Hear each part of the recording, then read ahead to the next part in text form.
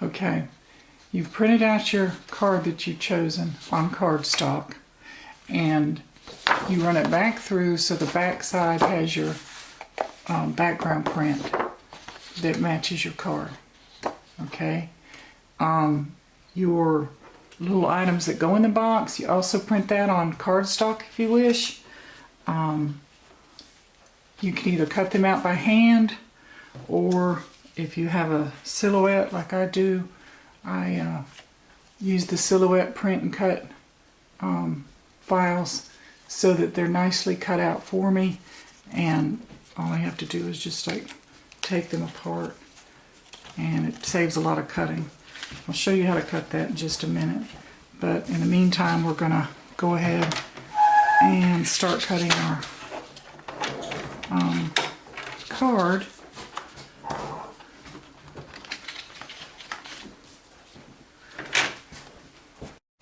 First off, you notice that the dotted lines are going to be fold lines, so we're not going to cut those. We're just going to cut the solid lines. And first off, we're going to cut around the outside edges with our trimmer, which makes it a little bit easier than cutting, a little bit neater too than cutting by hand. Just have to take a minute to get it lined up.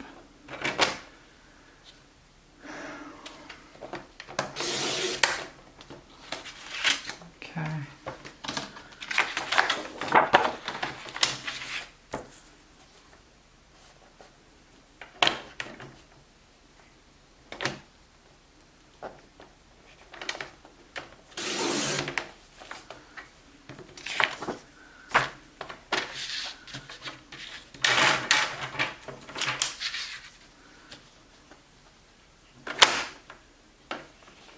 Some of this obviously I'm going to have to cut by hand. I can't do with the machine or with the trimmer. But anyway, just use whatever you have and try to cut it as neat as you can. And then of course I'm going to have to trim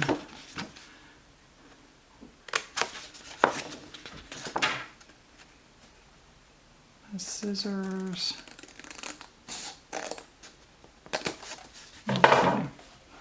Now, these are my score lines, the dotted lines. So you can score.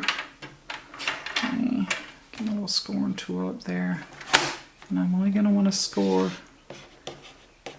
to that point. Of course, I guess if you score all the way, that's just going to be your cut line.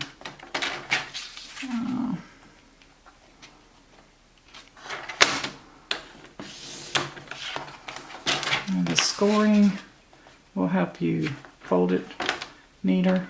So it is nice to be able to do the scoring.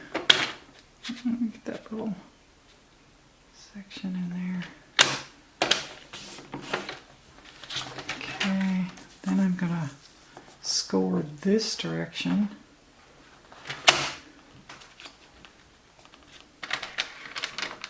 Just up to that point. Okay, oops. Now, we're gonna go back, cut our solid lines.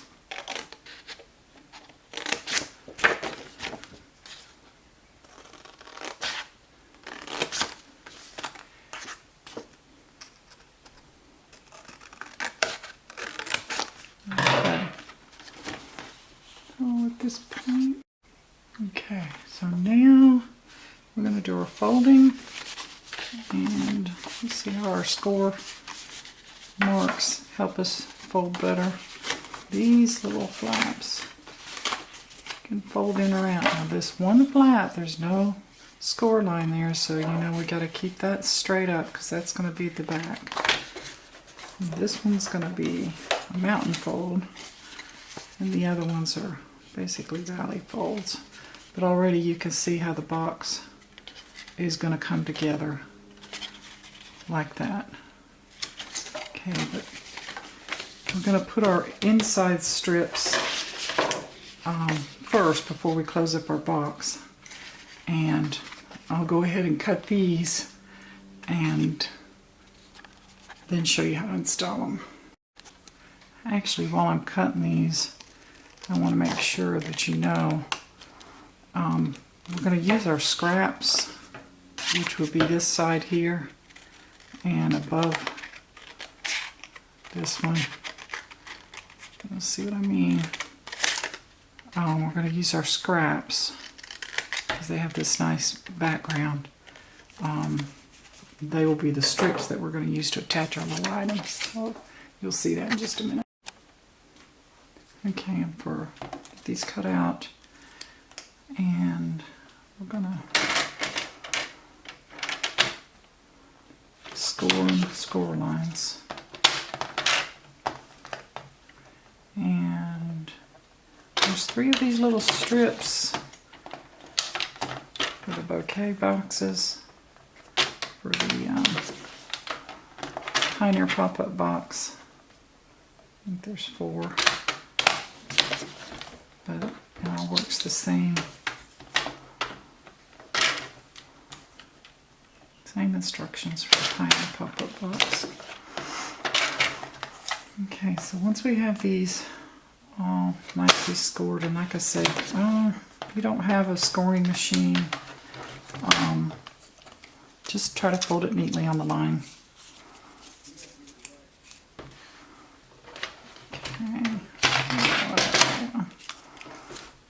Okay, now these are the little strips that are going to go inside our box to hold our little our flowers, in this case, that are going to be sticking out. So here's where you would use either double-sided glue or glue stick, which my glue stick seems to be closed, glued tight. Let's see, let's try another one. Okay, and I like this permanent glue stick from Scotch. This is the best glue stick I have found. Okay, so we're going to do just 1 tab, and then we're going to glue it down where the mark is, little box is. The guide showing you where to glue them. Second one. Make sure your design is that way, so it's going to be facing the outside of your box, front of your box. Okay. And now, got those all done. Now we're going to put glue just to the top tab.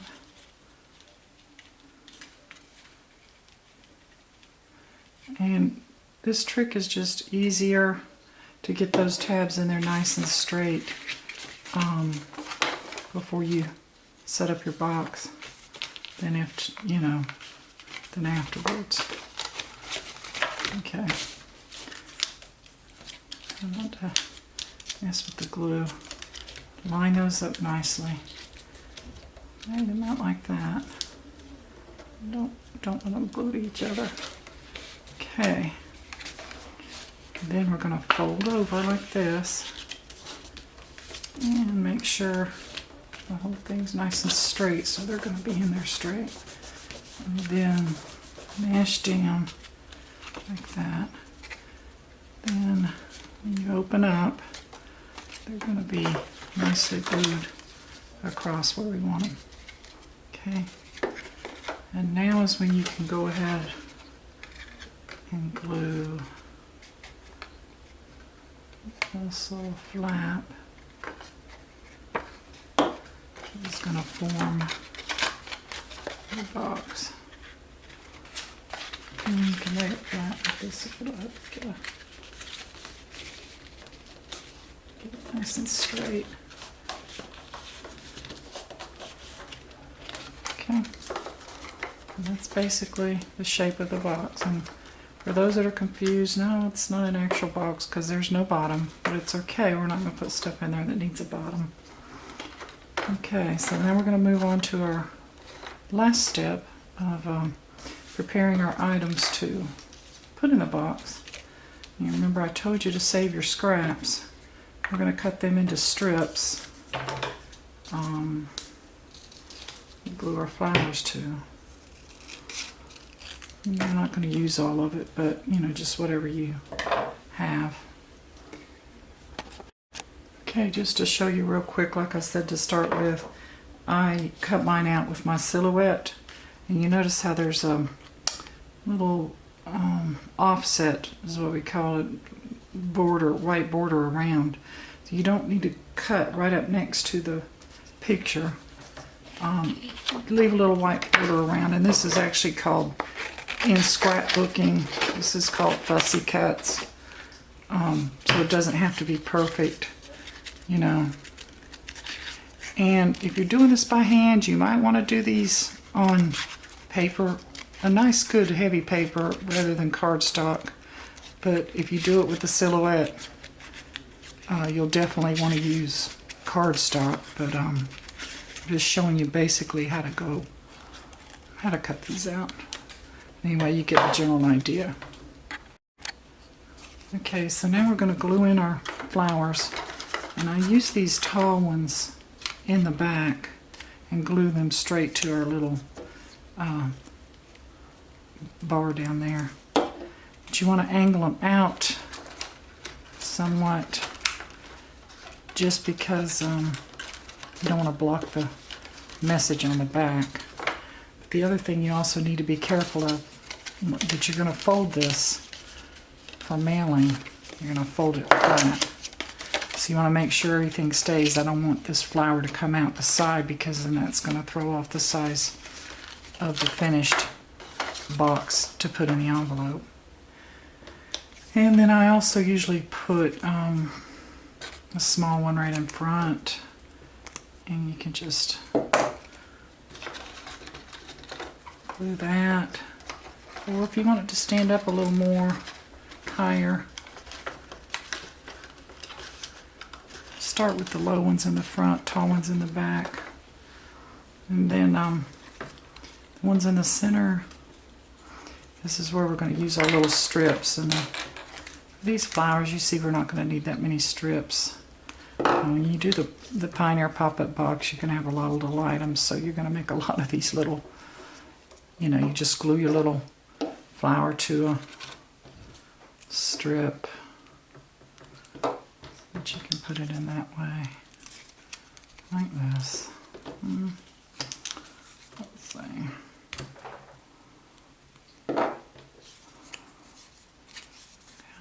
Look at how you want maybe your flowers to stick out.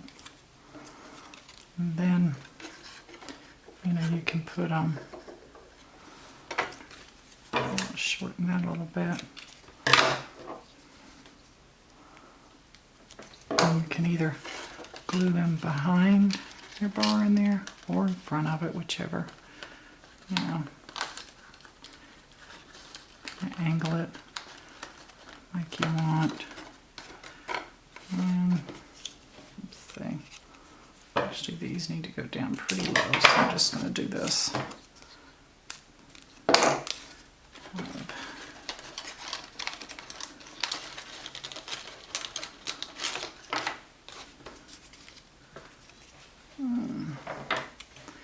This one I may just for a little bit of depth, I may just go behind the front one with this. And just play around with it. Oops.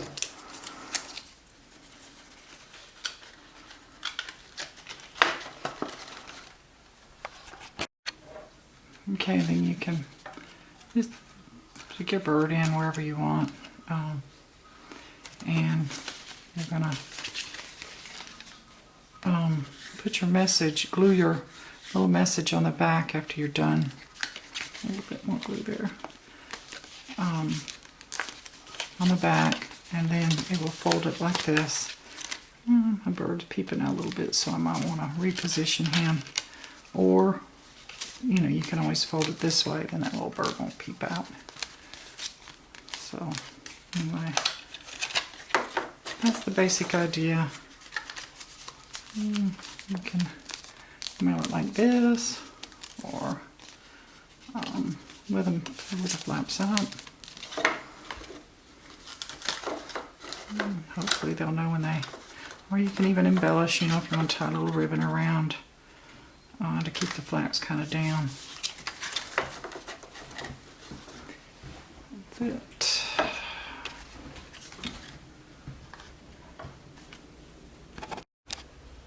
So here you can see I tied a little ribbon around it. Tack the bow there so it won't go away. Add a little bling. I mean, you can dress it up how you want.